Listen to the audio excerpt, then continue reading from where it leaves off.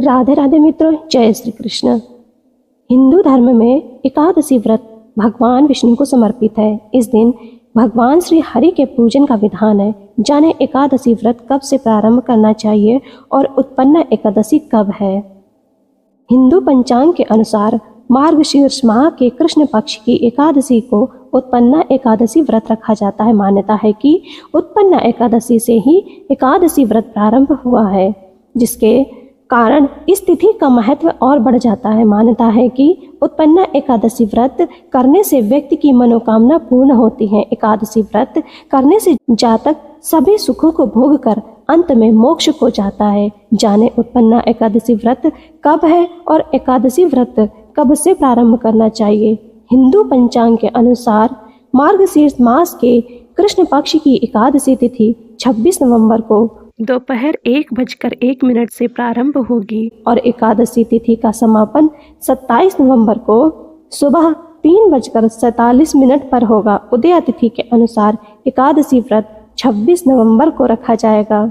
उत्पन्न एकादशी व्रत का पारण 27 नवंबर 2024 को किया जाएगा। व्रत पारण का समय दोपहर 1:12 से दोपहर 3:18 तक रहेगा। उत्पन्न एकादशी से शुरू कर सकते हैं एकादशी व्रत। हिंदू धर्म की मान्यताओं के अनुसार एकादशी व्रत शुरू करने के लिए मार्गशीर्ष मास के कृष्ण पक्ष की एकादशी को अत्यंत शुभ माना जाता है। उसे उत्पन्न एकादशी भी कहा जाता है। पौराणिक कथाओं के अनुसार उत्पन्न एकादशी के दिन ही एकादशी देवी की उत्पत्ति हुई थी, इसलिए इस दिन से ही एकादशी व्रत प्रारंभ करना अत्यंत शुभ माना जाता है। प्रिय श्रोताओं, आइए श्रवण करते हैं उत्पन्न एकादशी व्रत की पावन कथा। सूत जी कहने लगे कि हे ऋषियों, इस व्रत का वृत्तांत और उसकी उत्पत्ति प्राचीन काल में भगवान श्री कृष्ण ने अपने परम भक्त युधिष्ठिर से कही थी। वहीं मैं तुमसे कहता हूँ। एक समय युधिष्ठिर ने भगवान से पूछा था कि एकादशी व्रत किस विधि से किया जाता है और उसका क्या फल प्राप्त होता है। उपवास के दिन जो क्रिया की जाती है, आप कृपा करके मुझसे कहिए। यह वचन सुनकर श्री कृष्ण कहने लगे कि हे युधिष्ठिर, मैं आपसे एकादशी के व्रत का महात्म्य कहता हूँ, सो सुनो। सर्वप्रथम हेमंत ऋतु में मार्गशीर्ष कृष्ण एकादशी से इस व्रत को प्रारंभ किया जाता है। दशमी को सायंकाल भोजन के बाद अच्छी प्रकार से दातून करें ताकि अन्न का अंश मुंह में न रह जाए। रात्रि को भोजन कदापि न करें, न अधिक बोलें।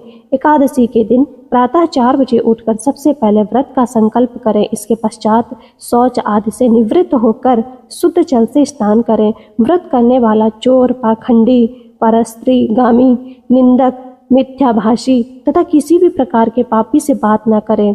स्नान के पश्चात धूप, दीप, नैवेद्य आदि 16 चीजों से भगवान का पूजन करें और रात को दीपदान करें। रात्रि में सोना या प्रसंग नहीं करना चाहिए। सारी रात भजन कीर्तन आदि करना चाहिए। जो कुछ पहले जाने अनजाने में पाप हो गए हों, उनकी क्षमा मांगनी चाहिए। धर्मात्मा पुरुषों को कृष्ण और शुक्ल दोनों पक्षों की एकादशियों को समान समझना चाहिए।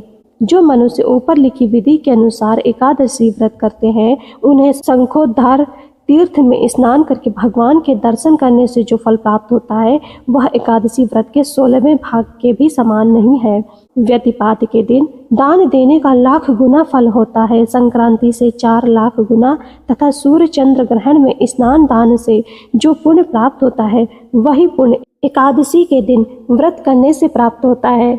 अश्वमेघ यज्ञ करने से 100 गुना तथा 1,00,000 तपस्वियों को 60 वर्ष तक भोजन कराने से 10 गुना, 10 ब्राह्मणों अथवा 100 ब्रह्मचारियों को भोजन कराने से 1000 गुना पुण्य भूमि दान करने से होता है। उससे 1000 गुना पुण्य कन्या दान से प्राप्त होता है। इससे भी 10 गुना पुण्य विद्या दान करने से होता है। विद्या दान से भी 10 गुना पुण्य भूखे को भोजन कराने से होता है।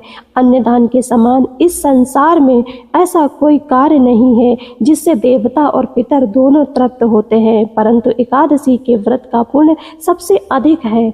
1000 यज्ञों से भी अधिक इसका फल प्राप्त होता है। इस व्रत का प्रभाव देवताओं को भी दुर्लभ है।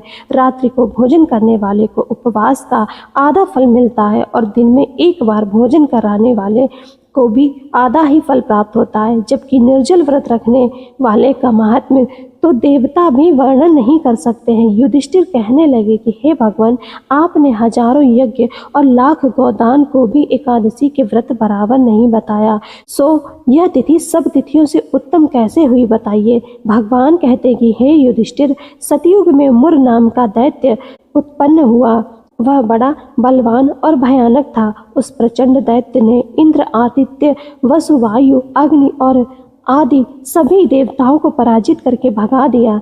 तब इंद्र सहित सभी देवताओं ने भयभीत होकर भगवान शिव से सारा वृत्तांत कहा और बोले, हे कैलाशपति, मुर दैत्य से भयभीत होकर सब देवता मृत्यु लोक में फिर रहे हैं।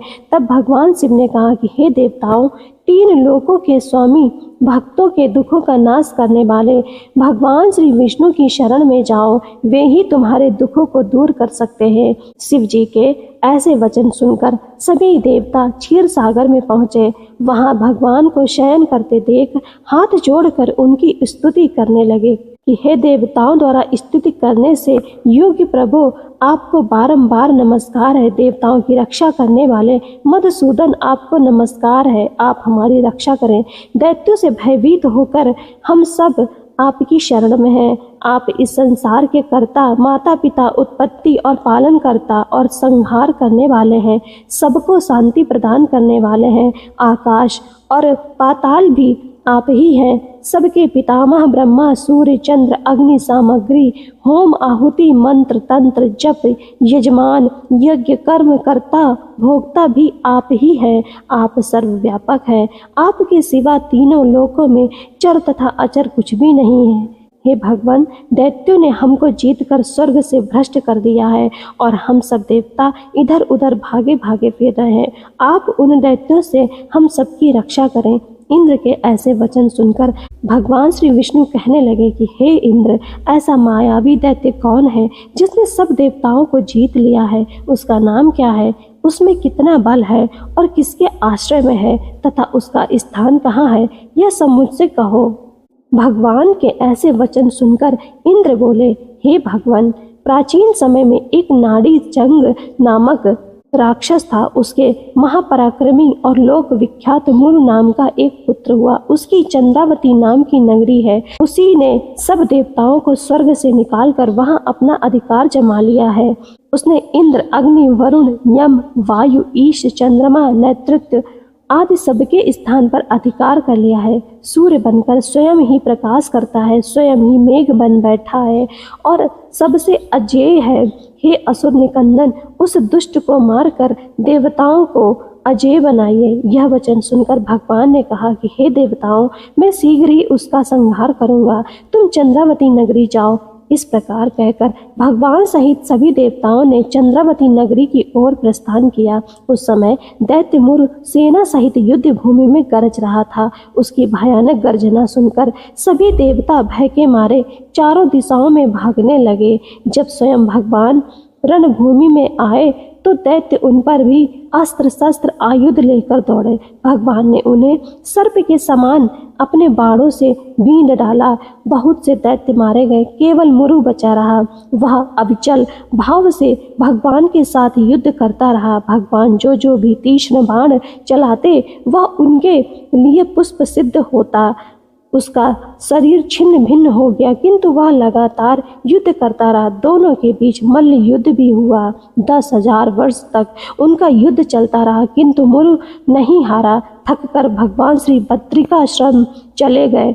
वहाँ हेमवती नामक सुंदर गुफा थी। उसमें विश्राम करने के लिए भगवान उसके अंदर प्रवेश कर गए। यह गुफा 12 योजन लंबी थी और उसका एक ही द्वार था। विष्णु भगवान वहां योग निद्रा की गोद में सो गए।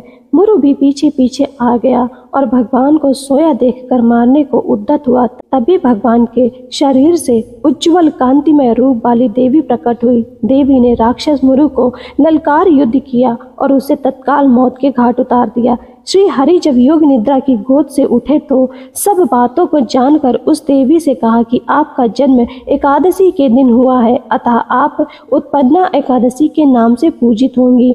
आपके भक्त वही होंगे जो मेरे भक्त हैं। प्रिय श्रोताओं, उत्पन्ना एकादशी की कथा संपन्न हुई।